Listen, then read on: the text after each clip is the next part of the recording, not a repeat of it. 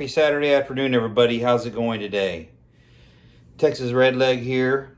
I wanted to start this video off by telling all my subscribers that I appreciate you. I appreciate you stopping by. I appreciate your comments, your thumbs up, and continuing to converse and get active with regard to my videos and other things that's going on in your area, and maybe things that you'd like to see me do videos on. So I do appreciate that. So please like, share, and subscribe as much as you can. And for those that don't, I hope you'll come back and try again sometime.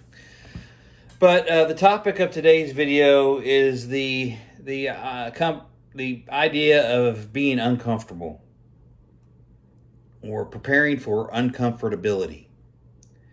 Now, I'm sure a lot of people, growing up poor, have experienced some level of uncomfortability throughout their life. And that could be in the form of, being strapped financially. It could be growing up in a poor neighborhood, or, possibly a dangerous neighborhood with limited resources, etc. It could be a whole host of things. But the idea of today's video is just so that everybody can understand that there is a good chance that a lot of us are going to be very uncomfortable going forward. And there's a whole, you could probably do 20 videos on this subject, but a lot of us are very, I would say, used to the comforts of home or life, and haven't really experienced, I would say, hardship, maybe is a good word. Hardship can come in many forms, but just take the power grid, for example. That's a comfort that we all rely on, from anything from having light, to heating and air conditioning, to being able to cook, to being able to charge devices, to be able to, build something with a power tool. And so I want to encourage people to have backups in order to get through an uncomfortable situation, whether it's short-lived or long-term. For example, having backup lighting, candles, a rechargeable lantern, a solar generator of some sort. Again, comfortability, things that can be done quite cheaply and without a lot of effort if you plan ahead.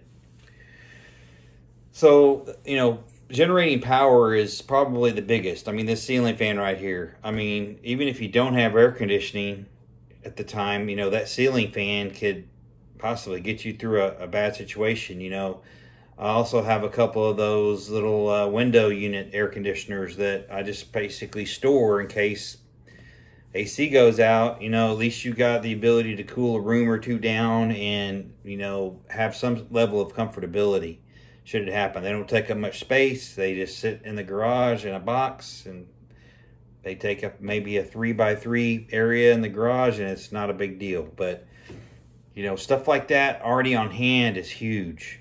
And, winter's coming up. It's a good time for you to get your hands on those things pretty cheap. Hell, I was at Walmart the other day, and they had the small ones for, like a small room.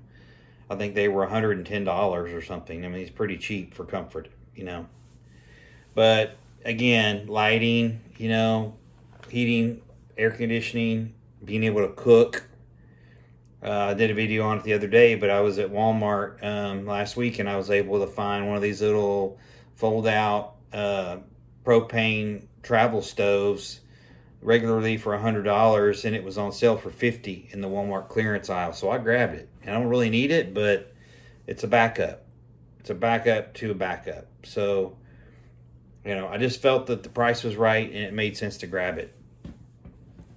Another area that provides comfort is your medications, whether it's prescription or over the counter. Think of it, in form of your body and what you know works for you.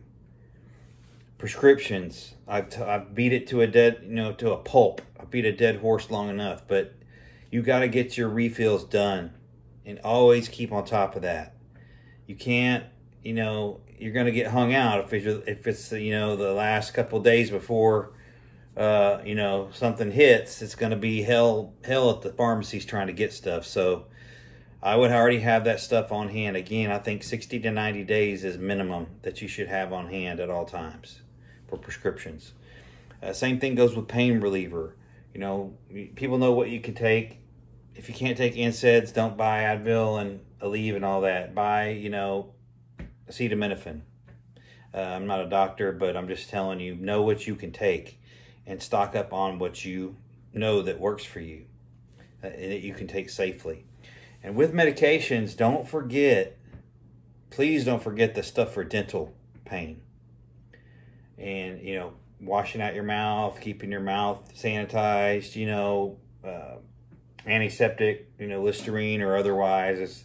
They're good, those are good oral rinses that can keep, germs and stuff from entering your body. They say the worst, I guess, danger for heart complications and such is, disease of the mouth. So really need to stay on top of that dental stuff. Grab some extra toothbrushes, some extra toothpaste, some floss, maybe a little dental kit where you could, get something that's stuck maybe out of between a couple of teeth if you have to, or, some Orajel, any type of pain gel like that would, maybe get you through a tough time. But dental pain, if you've had it, is the worst.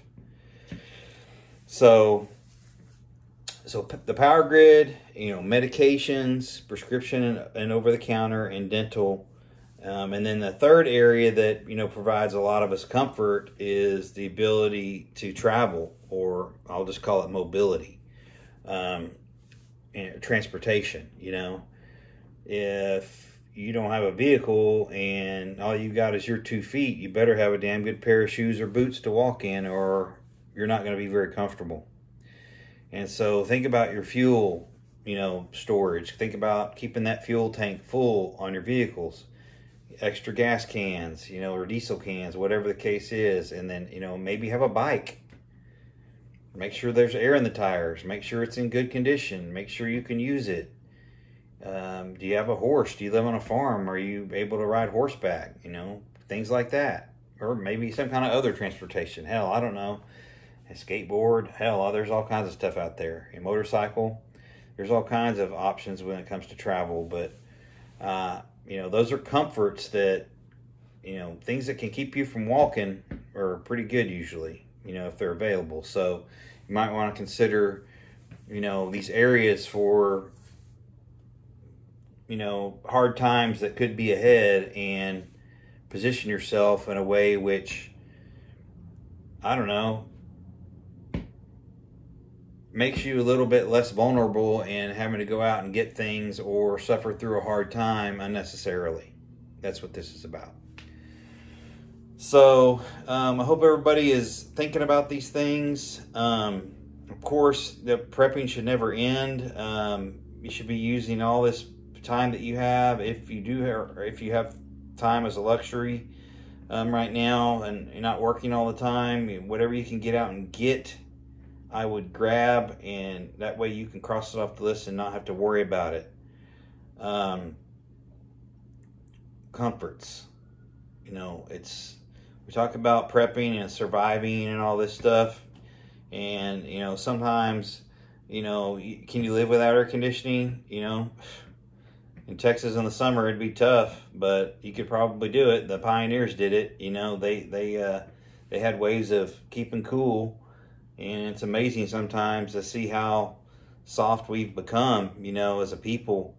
When something gets hot or whatever, we just want to go inside and lay down. Well, these people back in the day, hell, they were building farms and fencing and all kinds of things and working livestock. And surviving in these brutal conditions without any comforts, except maybe a shade tree, maybe a little wind if they were lucky. So, and probably didn't have a whole lot to eat either. So, I think we need to think about, we need to ponder the idea of trying to create some comfort items with our preps in order to, be a little bit more sane should things get bad. And I think a lot of us know and feel that it's going to get bad sooner rather than later. So anyway, I just wanted to throw this video out to you guys. I'll try to do one tomorrow. Like I said, please like, share, and subscribe. I really appreciate all your interaction and your time in watching my videos. So with that, keep prepping, stack it deep, and long live the Republic.